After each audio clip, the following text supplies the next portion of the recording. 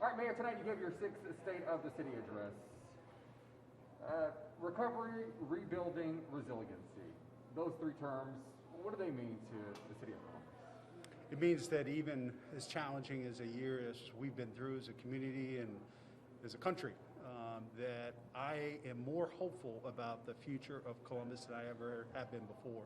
The resiliency of our people and a commitment to building a brighter future in Columbus neighborhoods together, working together on all the things that matter to us. Affordable housing, police reform. You know, one of our top priorities is reducing violence in our neighborhoods. And so really making some unprecedented investments into young people to help restore some of what they've lost in the last year or so. Let's walk back. We have been through quite a year. COVID-19. Sure. Talk about the surge, the response, and the rebound. You know, as you know, we made national and international news, standing with the governor before the Arnold. That was one of the first big decisions that we had to make during this pandemic, was around the Arnold. And a lot of folks couldn't understand why we were making that decision at that point. Many folks were just learning about COVID-19 and what it was, and clearly that was the right decision. And we've been working very closely with the governor, the big city mayors, and the governor closely together to navigate what has been an unprecedented time. And I believe that we are in much better place from a public health standpoint, from a economic standpoint, because we've made tough decisions. We've made decisions based on medical experts, public health experts, science, and done the right thing for the people of Columbus and Ohio. And I think that leadership has served us well. You started out your address tonight with some familiar faces, many small business owners from across our community. Yeah. Those have been the ones who have struggled through this. Do you see brighter days ahead for those that are still able to hold on? Absolutely, and that's what we've been all focused about in our Office of Diversity and Inclusion, you know, because there were a lot of companies that couldn't access PPP loans earlier, you know, through the CARES Act and other things last year. And we made a specific focus on small minority and female-owned businesses. Some of them didn't have existing relationships with banks and couldn't access things through the SBA. And so that was a real focus of ours early on in COVID, and continuing to support those businesses. I might have to take a break. Talking about small business. Small business, yeah. I'll move off that one. You talked about the pandemic, and it uncovered some disparities here in our community. What are some of those? Well, I think clearly, based on what we're seeing with respect to race, you know, COVID-19, you know, didn't create the disparities, but I think they have served as an accelerant for those disparities and the divide in our community. We know that COVID-19 disproportionately negatively impacted our black and brown neighbors, not just here, but around the country. And so, you know, what that lays, I think, bare for all of us is the disparities and inequities with respect to health, you know, those drivers of, you know, the things that make our community so special: education, health, income, transportation, access to high quality early childhood education. And so what I think COVID has done is laid bare and magnified those disparities.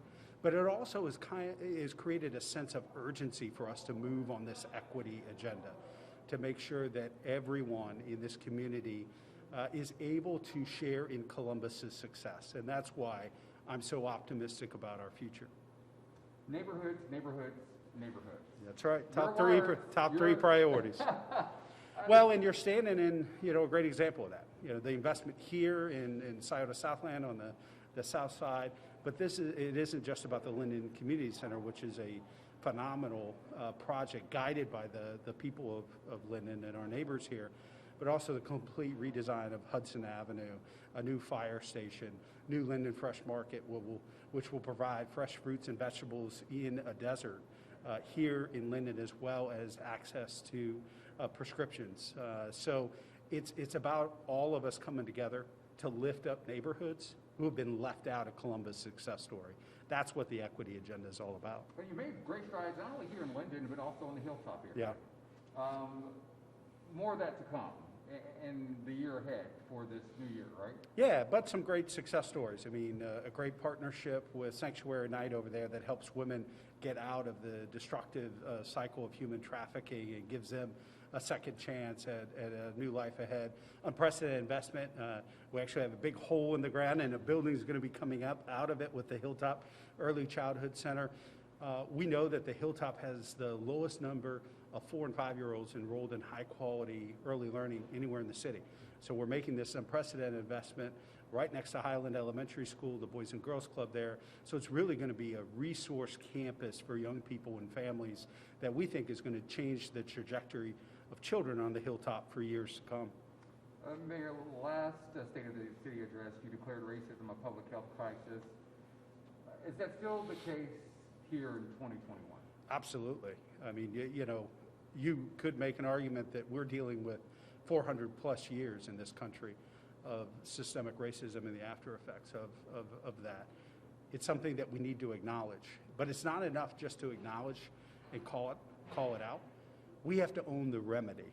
And so one of the things that I asked Dr. Roberts to do, and she did through her Center for Health Innovation, is to really study racism as a public health crisis, declare it, but study it, and then bring back recommendations on how we can start to address it and deal with it here in Columbus. And so we talked about that tonight as well. And some of the things we're going to do as next steps as a city to deal with racism as a public health crisis. It's not an overnight job, but do you think we are closer to, I guess, understanding and hopefully starting to bridge that divide? I think so. There's still a lot of people in our community that don't acknowledge it exists, even with, you know, more and more evidence in many different aspects of our lives. You know, racism is real, and systemic racism is holding not just African Americans and people of color back in our community, it's holding us as a community back from our full potential when our neighbors can't take advantage of opportunities that others in our community can. Speaking of race, shootings and use of force against black and brown people continues to be an issue for across the country, even Absolutely. here in our own backyard here. We saw that over the summer with the protest here in State House and downtown, boarded up buildings. Police reform. Is it working?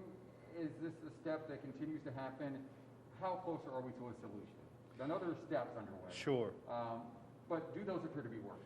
They're massive changes that we've made. I would say that we've made more changes and efforts around police reform in the last 12 to 18 months than arguably the city or the division's history. And that's hard work, but we're committed to it, and the community is demanding it. We named just recently the first members of our Civilian Review Board. They will be voted on by council here in the coming days and weeks, and we will seat them and get their work started. They'll be hiring an inspector general and a team of investigators to investigate police misconduct and make recommendations on discipline based on those findings. I think that's an important part. I think a lot of people in our community don't believe the police can police themselves. They need to have that independent oversight and accountability from the community. We've been talking about a civilian review board for decades in this community. We're doing it now. And that's an important part for the community to see and hear, is that change and reform is happening. We're not talking about it, we're not studying it, we're doing it. With the city last year having 170 homicides, we are already at 60 this year. You said we couldn't simply police our way out of the spike of homicides in this city. Comprehensive neighborhood safety strategies, being involved, everyone having a role to play, plays a role in this. With the record homicides, does that approach appear to be working? And is this the solution, or is it going to take more? Well, I think it's going to take more. And what we talked about here tonight and what we've been working on, we had a homicide record in 2017. We came together as a community, put together that comprehensive neighborhood safety strategy. We brought homicides and violent crime down in 2018 and 2019, only to have this spike in 2020 that, quite honestly, cities across the country have been dealing with. And it is definitely impacted by COVID and the economic insecurity, the global health pandemic, and all of its impact on housing and food insecurity and those types of things. We know that's feeding into it because there are mid-sized cities around the country who have seen dramatic spikes in violence. But what we're focused on is the violence here in our city, in our community. And that's why, we're dramatically ramping up our reroute program, not just investing in law enforcement, but investing in public health, the coalition there, the CARE Coalition, as well as the APPS program that's based in recreation and parks with interventionists that help young people who may be headed down the wrong path, helping to get them on the right track and away from this very dangerous behavior that they've engaged in. We're also working with the judges, the juvenile court judges and the judges in our court system, law enforcement, even the suburban community. Tonight we announced a $500,000 commitment to diversion programs to help young people get back on the path of summer youth employment, after school programming, educational enrichment opportunities so that they can build a future for themselves and their families. And we know there's a search underway for a new police chief. Where does that stand, and what particularly are you looking for in a leader of that department, considering we are now at 60 homicides in our city? Well, clearly we need a change agent, someone that's going to help us change the culture within the division of police. That's why I'm looking for an external candidate. It's the first time in the city's history that we'll have an external candidate come in and lead the division of police. So I'm talking to mayors, police chiefs, law enforcement experts from around the country, and encouraging the best and the brightest to apply and be part of this process.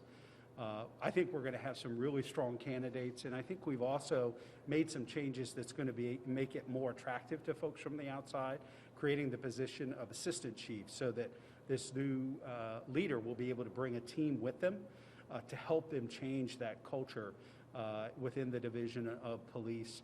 And I think our deadline for applications is April 23rd. I envision a pretty expedited process, but an opportunity, probably virtually, to keep everybody safe, a way for the community to meet some of the finalists and be able to ask them some questions and interact with them before we make a decision, hopefully in the month of May. Speaking of, you have been vocal in calling for federal and state government to enact some common sense gun laws on the books. Recently, the state of Ohio implementing the stand your ground law. Do you feel that's counterproductive, maybe the wrong move to make? Absolutely, it's dead wrong. It's terrible public policy. And we know that there are communities around the country, and every town has all the data on this. Every state where there has been this type of stand your ground legislation put in place, homicides and violence go up. And we know that it disproportionately will impact our black and brown neighbors. When in essence you put this stand your ground legislation, you're in essence telling folks they no longer have to justify retreat. They can shoot first and ask questions later. And that is the absolute wrong approach. And we know, when there was the shooting in Dayton just a couple of years ago, and the people of Dayton and the people of Ohio were saying, do something, this is not what they were talking about. They were talking about universal background checks, red flag laws, and making sure that we're keeping firearms out of the hands of the wrong people. Well, it's unclear what the group last night was protesting against, many of them there for different reasons. Give me your thought. You have been vocal about allowing people to protest peacefully. However, when you cross that line and damage public property and injure law enforcement, there becomes a concern. That's a crime. I mean, that's not a concern, that's a crime. And so you're no longer a peaceful protester if you're involved in breaking and entering and assaulting police officers. And we will not accept it, and we will not tolerate it, and we will hold people accountable. We support and encourage peaceful protest. I'm as enraged and angry as everybody else about the death of African Americans at the hands of law enforcement here and around the country. But we have to work together to hold folks accountable, add additional transparency and accountability. But when you go from being a protester to breaking and entering and assaulting police officers, that is unacceptable, and you'll be held accountable. Any concern with tonight planned protest and one scheduled for Saturday? We've been down this road before. I think, with all the protests that we've seen more recently, even after the tragic deaths of Charles Goodson Jr., Casey Goodson Jr., and Andre Hill, all of those protests have been peaceful. And we have allowed folks to voice their concern, demand justice and reform, and they have been in peace. And that's what I'm calling on from the community is, raise your voices, take action, get involved.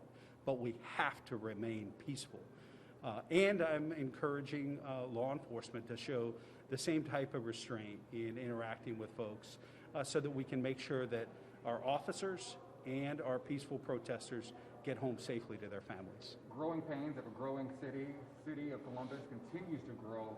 However, there's simply not enough affordable housing. You are taking steps to ensure that people will have a place to live. Yeah, it's one of the biggest issues I think facing us this decade, and many other great American cities are struggling with it as well. We believe passionately that people that work in Central Ohio ought to be able to afford to live in Central Ohio. And we know that's not the case with some fast growing cities around the country.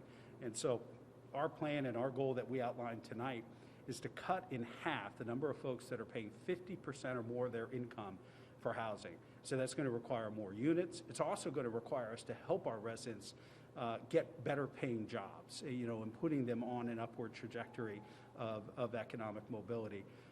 And we believe that by doing this, by 2030, will help us grow the right way. We want dynamic, inclusive growth. We want shared prosperity. And that means us making a commitment to building and investing in affordable housing.